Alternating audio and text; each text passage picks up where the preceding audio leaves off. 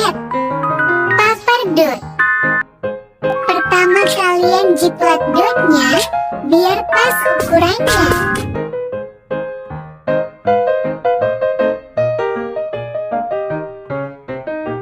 Ikutin aja ya.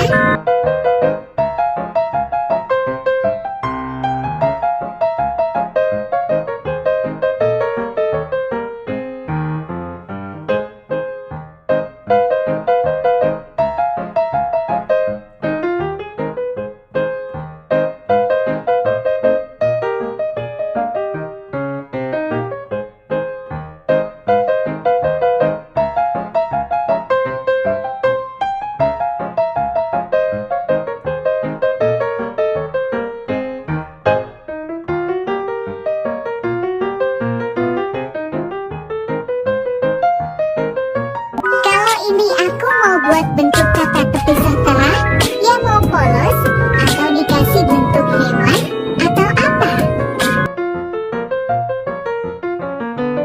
Kasih selotip atau plester. Potong. Kasih double tip.